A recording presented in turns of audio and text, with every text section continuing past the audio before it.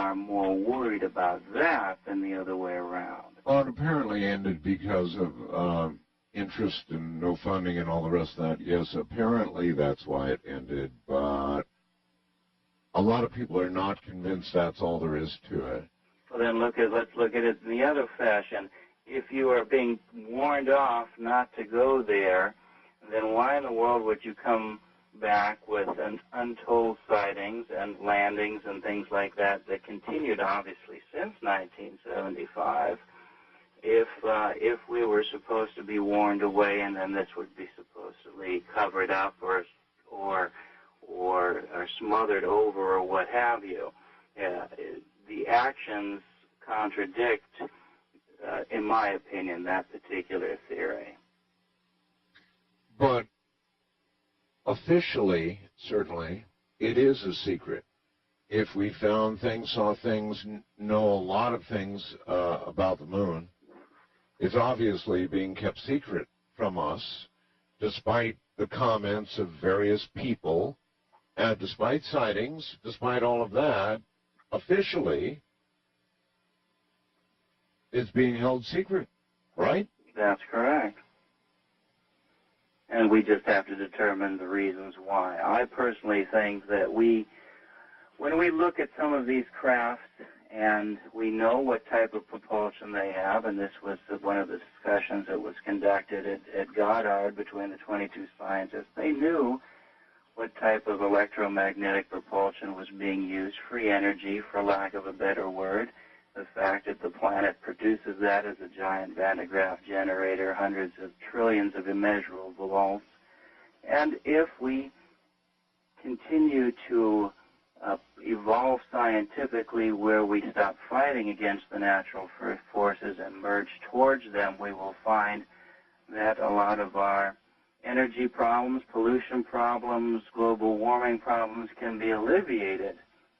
And certainly the industries and the financial markets have a great deal Yeah, but you're not giving me a reason to hold it secret. You're giving me lots of good reasons to make it public and have a big parade down Main Street. Well, yeah, that's what you think, but then, we have to look a little bit deeper than that. Well, look deeper for me. All right, let's look deeper for a moment. Free energy suddenly creates no more oil consumption. The people who are making money out of petroleum products, which isn't just for our cars and jets. It overflows into plastics and into medical. It has come into every aspect of our consumer product lives. The repercussions from that, every one of us has 401ks or looking for retirement. We have stocks in companies. We have all vested interests in maintaining a comfortable social climate that we have gotten accustomed to. So what are you telling me that? So what I'm telling you is that we do not want rapid change until we have managed to incorporate it in such a fashion that we can charge for it. So then free energy would destroy the world as we know it? It would change it. Well, yeah, but I mean, from the point of view of those who peddle oil, not an inconsequential group to be sure, Glenn. That's true. It would end life as they know it, right? Well, they certainly wouldn't be pleased about it. Well, absolutely not. It would end life as they know it. So do you believe that's a big enough reason? I believe it's certainly a large, definitely a large percentage of that reason, absolutely. And then we go a little bit further as well. Let's say that we become in contact with people who have explored greater parts of the universe and we have greater insights into things. Right now, we are a society of theory, and we theorize about everything, and we build theory upon theory until nobody can figure out what's real anymore. And we need to become more knowledgeable about what is reality and what is truth, and stop theorizing about it. Do you believe that presidents know about this? I believe that some presidents absolutely have been exposed to it. In fact, not too long ago, the History Channel put out a very excellent program based upon that. but they are just, believe it or not, you can't walk into certain areas of government and say, I'm President so-and-so, open the door. It doesn't work that way. Well, there are many who feel there is a cabal which is either in touch or not in touch with any current sitting president that controls all of this information, you know, sort of above top secret and all that. I've heard that term. Would that be your view, that some presidents know and some don't, but there is a cabal that definitely knows? And I would say that there are some elected officials that have had some exposure. For instance, there were sightings in the 50s, I believe Truman and Eisenhower. There has been some reports about President Kennedy. Ronald Reagan, while he was governor, flying his jet in California, reportedly saw one and was a believer. Jimmy Carter put out a report when he was serving as a military officer, I believe, on a nuclear submarine. And so they have some type of insight as to how much information that they are allowed access to. Well, that we leave to the levels of government to determine. The credibility factor comes in several different levels. First of all, I believe that the type of information that you represent and the way you represent it stands for itself, and the type of people who represent it as well are either a credible or non-credible source. Also, as we take this more seriously and are willing to embrace it a little bit more from a real and scientific standpoint, then I think that we will get a lot more cooperation in that field now, too. Right now, this field is a sea of confusion. It is a menagerie. It's like the Three Stooges, everybody pointing fingers at each other. And well, it's not helped by some of the people that are in it, of course. No. It tends to attract the fringe element, and that's enough for the rest of the people to just sort of, you know, shake their heads and laugh or whatever. Correct. However, I've seen something myself, Glenn, completely inexplicable. Actually, I've seen something twice. Mm-hmm. And so many humans have had that experience, so many, yes, that, damn it, you know, there's something real to it, but I just don't know how we nail it down, add that credibility factor that just has to be there to get us moving. Well, yes, that's correct. And once you see something, then you start asking questions. And the more questions we ask, and the more we network and converse with people, we find out. I talked recently to some gentlemen in the former Soviet Union, Russia, and they talked about the number of these craft landing and the openness that's involved in the interaction. Oh, I know. And so the more we open up the dialogue and the more we interact with our, you know, that's how we bring down the barriers. We've seen that socially, just in the way we interact with each other.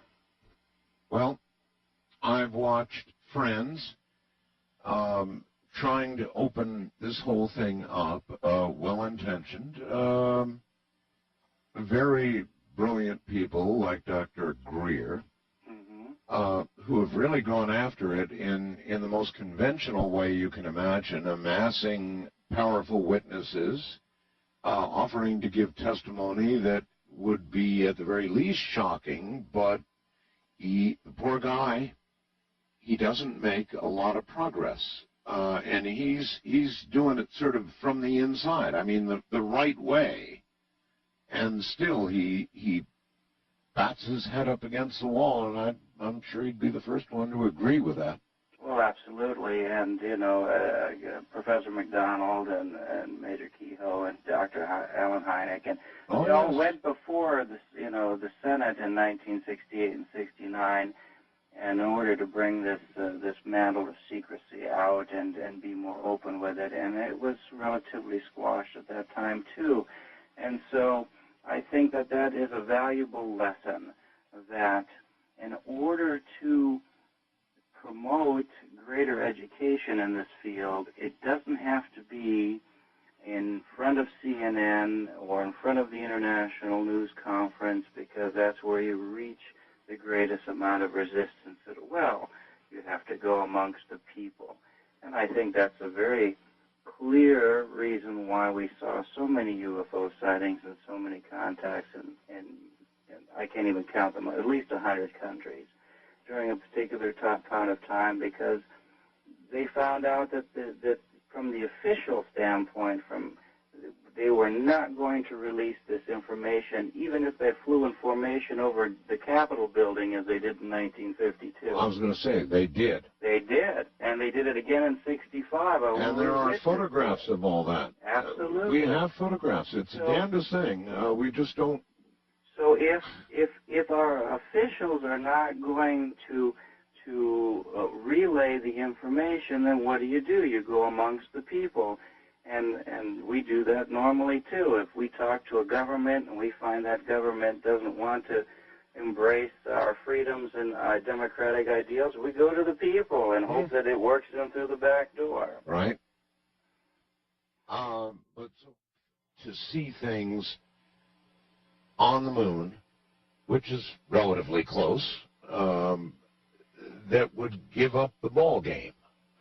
I believe absolutely so. I mean, on good seeing conditions with a 12.5-inch reflector, or a machine that's even a little bit larger, or depending on the model refractor that you have, watching the moon and recording it. I have a very good friend in Phoenix, a gentleman by the name of Alan. He was a witness to one of these UFOs touching down on the Adamski property, and he may be one of your callers.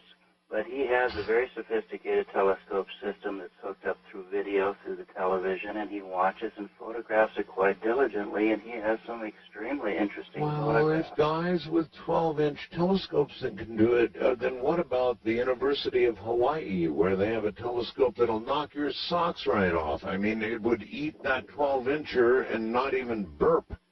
Actually, I was a guest in Maui up there to the Air Force Observatory many years ago, and I had to obtain security and DOD clearance for that, and you would be amazed at the photographs they have. Oh, would I now? But see, this is a private institution, more or less, right? Mm-hmm. So what motive would they have for cooperating with our government in keeping this secret? Who provides the funding not only to maintain, to construct, and also the funding as far as who gets access to the use of the equipment and for how long? This is, usually the controlling agencies that take care of these instruments. All right, here they come. First time caller line, you're on the air with Glenn Steckling. Hello. Hi, how you doing? I'm hooked on the show already. Huh. Where are you, sir? Where are you? Chicago, Illinois. Chicago. Okay, good. Chicago. You have a question? For Glenn. It's really a two-part question. One is what's the possibility of extraterrestrial creatures living amongst us on Earth, going about our day-to-day lives, living amongst them, or them living amongst us? And the second part of the question would be if you've seen the footage of the flying humanoids and your thoughts on that. Flying humanoids, is that what you said? Correct. In South America, the flying humanoids. Okay. All right. Glenn? Well, the two parts of the question. The first part being the possibility of them living amongst us. It has been discussed that they are human beings that come from other planets, that come and live and work amongst us for a period of time, sort of like a Peace Corps service. And there's a number of them that help us in specific fields and give us directions in order to overcome certain obstacles. And that's a very real concept. In fact, one that the scientists at NASA at Goddard questioned my father and mother exclusively.